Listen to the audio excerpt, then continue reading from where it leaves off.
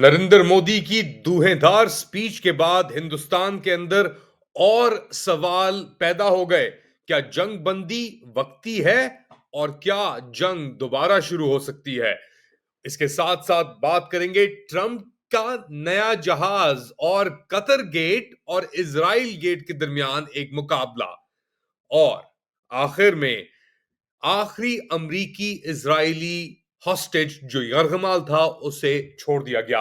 Late Ali show you के इस episode में आप सबको खुशामदीद। Do like, subscribe and share this content. बात शुरू करते हैं। आज पाकिस्तान हिंदुस्तान जंग खत्म हो गई। 4 दिन की ये जंग थी। शुरू हुई 22 अप्रैल के वाकयात के बाद। प्रेशर बढ़ा। 2 हफ्ते बाद हिंदुस्तान ने 6 मई के करीब पाकिस्तान पे हमला बोल भोला धावा। और उसके बाद राफेल गेट भी हुआ। मगर साथ साथ एक बात याद रखें, हिंदुस्तान ने पाकिस्तान के तकरीबन 40 एयर बेसेस हैं, सही है, पूरे पाकिस्तान में फैले हुए। इसके अंदर से तकरीबन 25 के करीब स्टेजिंग ग्राउंड्स एक्ट करते हैं हिंदुस्तान के खिलाफ। 25 से 25 के अंदर को इंडिया ने निशाना बनाया। अब ऑब्वियसली एयर डिफेंस सिस्टम्स भी काम में गर्दिश में आए। सरगोदा में फॉर एग्जांपल, पेशावर मिस कर दिया गया। मगर और दीगर बेसिस के अंदर रफीकी हो गया, हैदराबाद के अंदर बेसिस हो गए, जहां पे शहादत दी हुई स्क्वाड्रन लीडर की। और इसके साथ साथ दीगर और जगहों के ऊपर इंडियन प्रोजेक्टाइल्स गिरे भी। ये सस्टेन्ड अटैक नहीं था। यूक्रेन जंग शुरू हुई थी फॉर एग्जांपल फरवरी 2022 में, उससे 3 साल से ऊपर होने को आ गए हैं। और आप इमेजिन कर सकते हैं कि रशिया और यूक्रेन और अमेरिका और यूरोप ने वहां पे कितना प्रोजेक्टाइल्स, कितनी आर्टिलरी, कितनी शेलिंग मिसाइल्स और ये सब कुछ इस्तेमाल किए, तबाह कर दिया। ये एक सस्टेन कैंपेन नहीं थी। वहां से झड़प हुई, यहां से जवाब हुआ, वहां से आया, और फिर 4 दिन के अंदर अमेरिका ने मुदाखलत की और चीज खत्म हो गई। अगर ये सस्टेन रहती, ये बमबारी, तो आप इमेजिन कर सकते हैं ये जो पाकिस्तान के फॉरवर्ड बेसिस थे ये बचते ही नहीं। पाकिस्तान के पास कोई जगह नहीं है पीछे जाने की या आगे बढ़ने की। तो एक नैरो स्ट्रिप के ऊपर किस तरीके से अपने आप को दिफा एक सस्टेन्ड एनिमी के खिलाफ किया जा सकता है। और अब नरेंद्र मोदी की इस स्पीच के बाद ये चीज वाजे हो गई है, बहुत बुरे तरीके से वाजे हो गई कि इंडिया अब नहीं रुकेगा। अब इंडिया हर मौका ढूंढेगा किसी तरीके से पाकिस्तान को अटैक करने के लिए। उन्होंने खून सूंघ लिया है और उनको पता है कि अब पाकिस्तान को मरोड़ सकते हैं, निचोड़ सकते हैं और बहुत कुछ कर सकते हैं। मगर एक इसके अंदर डिफाइनिंग फैक्टर मौजूद है अभी भी, और वो है चाइना का ट्रम्प कार्ड। मैं ट्रम्प कार्ड इसलिए इस्तेमाल कर रहा हूं क्योंकि अभी कुछ ही दिन पहले यूएस और चाइना की एक ट्रेड डील भी स्विट्जरलैंड के अंदर लग रहा है कि हो गई है। इसके साथ साथ ट्रंप एडमिनिस्ट्रेशन के जो लक्षण हैं वो भी बहुत मुख्तलिफ नजर आ रहे हैं। तो इंडिया की पोजीशन निस्बतन दो इसके अंदर पॉइंट ऑफ व्यूज हैं। एक पॉइंट ऑफ व्यू है कि इंडिया की पोजीशन वीकन हुई है, कमजोर हुई है। वो पोजीशन ये कहती है कि चाइना की अब हेजेमनी डन डील है, और अब वो दिखाता भी है। J-10 ने जो किया 4.5 4.5 जेन फाइटर जेट राफेल के साथ, अब उसके उसके इम्पैक्ट आ रहा है बेसिकली राफेल का जो प्रोड्यूसर है डिसॉल्ट, उसके शेयर प्राइसेस के अंदर स्टॉक एक्सचेंज के अंदर, मेरे ख्याल से फ्रांस के या पेरिस के, 10% तक कमी आई है। जबकि चेंगडू जो J-10C मॉडल बनाता है और जिसने JF-17 में बनाया था, उसकी स्टॉक प्राइस तकरीबन 40% ऊपर जंप की है। तो दुनिया के अंदर ये एक एक तरीके से एक ब्लैक स्वान इवेंट है। ये ब्लैक स्वान इवेंट उसे कहते हैं कि वो इवेंट जो जो आगे की मुस्तकबिल की चीजों को डिटरमिन करता है, एक कैटलिस्ट होता है हर चीज के ऊपर एक इंपैक्ट करने के लिए। तो अगर ये अब आ गया है वक्त कि चाइनीज टेक ने, और ये फोर्थ जेन फाइटर नहीं है, ये बेसिकली एक कन्वेंशनल फाइटर जेट आप कह लें से है, उसने एक 4.5 जनरेशन फाइटर जेट 3 दफा गिराए रिपोर्टिंग के मुताबिक।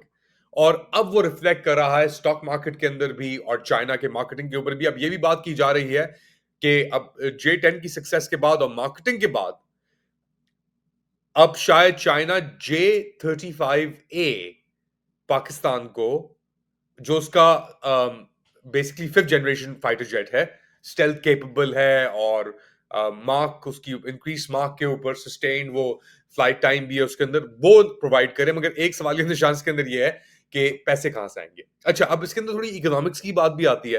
फॉर एग्जाम्पल, इंडिया ने तकरीबन $7.5 अरब खर्च किए 36 राफेल लेने के लिए।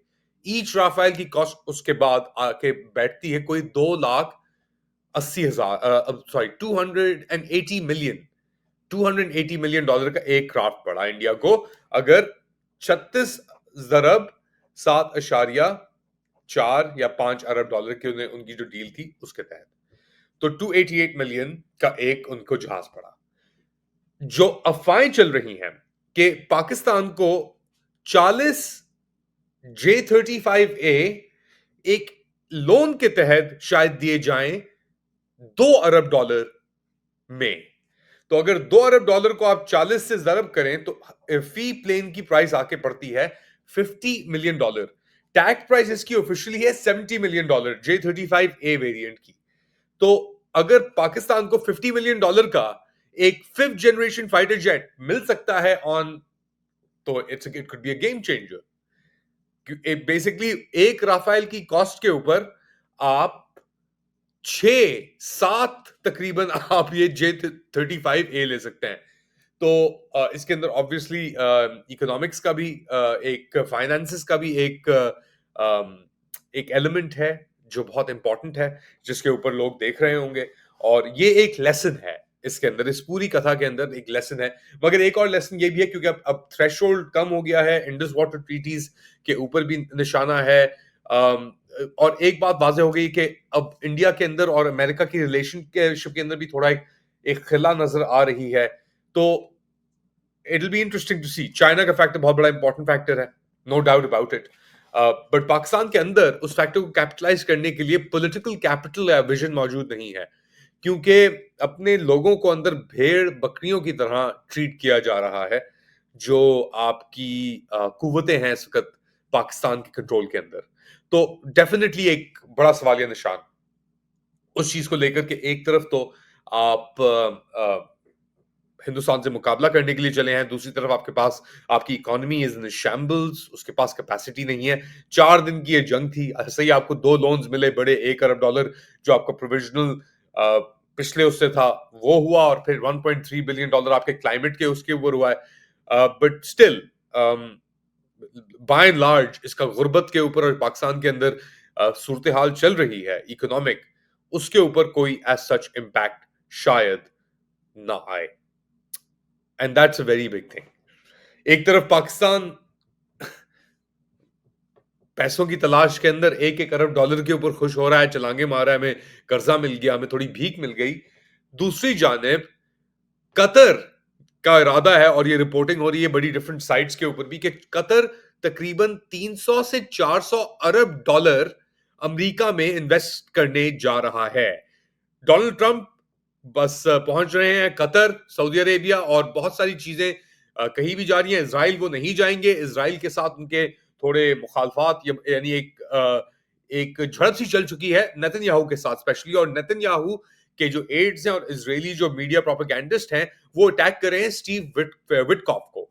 क्यों अटैक कर रहे हैं? क्योंकि स्टीव विटकॉफ ने जो आखिरी अमरीकी हॉस्टेज था, कब्जे में था हमास के, उसको छुड़वा लिया है कतर और मिस्र की मुदाखलत से। उसका नाम था एदान अलेक्जेंडर, और ये ड्यूल सिटीजन है, इजरायली अमेरिकन है। पैदा हुआ था ये अमेरिका के अंदर, मेरे ख्याल से न्यू जर्सी, न्यूयॉर्क में। और ये 17 या 18 साल की उम्र में इसराइल गया और उसने आईडीएफ ज्वाइन की वहां पे। और फिर जो कहानी है वो है, ये इसको पकड़ा गया था, ये बेसिकली गाजा फेंस के करीब था, इसकी ड्यूटी थी। और अब ट्रंप की मुदाखलत से, और स्टीव विटकॉफ जो ट्रंप का मेन मैन है, बेसिकली मेन बुनियादी आदमी है जो हर ये डील कर रहा है, उसकी वजह से ये छूटने जा रहा है। कतर का इसके अंदर बहुत अहम किरदार था। और एक और बड़ी बड़ी खबर आई है, कतर डोनाल्ड ट्रंप को यूएस डिफेंस डिपार्टमेंट को एक लग्जरी फ्लोटिंग पैलेस, ये जहाज दे रहा है जिसकी अपनी कीमत कोई $400 मिलियन है जी। तो 40 साल पुराना जो एयरफोर्स वन है जो अमेरिकी सदर इस्तेमाल करते हैं, उस प्लेन की रिप्लेसमेंट के लिए एक टेम्पररी होल्ड ओवर ये कतर अपना कतर एयरवेज का एक जहाज, special luxury palace, floating palace कहते हैं इसे, वो दे रहे हैं। और इसने अब अमेरिका के अंदर एक बड़ी गुफ्तगू शुरू कर दी है, जो स्पेशली डेमोक्रेट्स कह रहे हैं ये रिश्वत है। प्रो इजराइल ब्लॉक भी बड़ा कह रहा है ये कतर का ओवर एक्सटेंडेड इन्फ्लुएंस। ऐसे लॉरा लूमर करके एक अमेरिकन एक कमेंटेटर हैं, बड़ी करीब है डोनाल्ड ट्रंप के भी, बहुत इसके ऊपर डिबेट शुरू हो गया कि कतर का इन्फ्लुएंस। कि याद रखें पहली टर्म में ट्रंप की उन्होंने अल जजीरा को, एजे प्लस को फारा के तहत रजिस्टर करने का कहा था। लेकिन अब सिचुएशन बहुत तब्दील हो गई है, तारीफें भी चल रही हैं और एक गिफ्ट दिया जा रहा है स्टेट को, अमेरिकी स्टेट को, ये $400 मिलियन का। ऊपर से ये भी बातें हो रही है कि हम $400 अरब इसके अंदर इन्वेस्ट करने जा रहे हैं। Definitely interesting. अच्छा, ईरान के को लेकर भी स्टीव विटकॉफ बात कर रहा था। अब ईरान का उससे भी मुज़ाकरात चल रहे हैं, बड़े बड़े अरसे से नहीं हुए। मिडल ईस्ट के अंदर, यहाँ पे ओमान के अंदर, सऊदी अरब के अंदर डायलॉग चल रहा था, मगर कुछ हफ्ते से नहीं हुआ। ट्रंप ने एक डेडलाइन दी हुई है, अब उस डेडलाइन को तकरीबन 3 हफ्ते रहते हैं मेरे ख्याल से। 5 हफ्ते हो गए, 3 हफ्ते और रहते हैं डेडलाइन को, कि नहीं हुआ तो हम जंग छेड़ देंगे। और अभी भी बहुत प्रेशर है अमेरिका के अंदर उस जंग को छेड़ने के लिए। लेकिन एक इसके अंदर एटलीस्ट टोपी ड्रामा बज़ाहिर तौर पे ये नजर आ रहा है कि डोनाल्ड ट्रंप और नेतन्याहू की जो रिलेशनशिप है, ताल्लुकात हैं, वो थोड़े ठंडे पड़ गए हैं। और नेतन्याहू को बज़ाहिर तौर पे व्हाइट हाउस के लोग कह रहे हैं कि यार ये इन्फॉर्म नहीं कर रहे। ऐसे एडन अलेक्जेंडर की जो रिलीज हुई थी, उस पर ट्रंप का स्टेटमेंट सुने, फिर मैं आपको बताता हूं क्या हुआ। People that have a lot of talent. I know Steve had a lot of talent, but I know a lot of people with a lot of talent. But there's one that I thought had a special way about him, special personality. Aside from being a good deal maker, had a special way about him, and it was Steve. Knew very little about the subject matter. Who does? ये family मिल रही थी ईडान Alexander की, Steve Witkoff यहाँ पे था, उसकी माँ ने फोन लिया, फिर वो आया, मिले, गले मिले। और आप अंदाजा लगा लें कि अब क्या बर्बादी जो गाजा के अंदर हुई हुई है, वहां पे क्या सूरत हाल है, और यहाँ पे एक बंदे के लिए क्या कुछ हो गया, यानी पूरी दुनिया हिल के रह गई। तो ये भी एक तरीके से इनजस्टिस शो करता है। मगर नेतन्याहू के लिए मुश्किलात का सामना जरूर है। सर्वाइवर है, मगर वो फिर भी, क्या ये टोपी ड्रामा है? क्या हो रहा है आपके ख्याल से इस वक्त ये सब खबरें सुनने के बाद? आप क्या समझते हैं क्या हो रहा है? बताएं मुझे कमेंट सेक्शन में। Do like, subscribe and share this content. अपना ख्याल रखें, अगली बार तक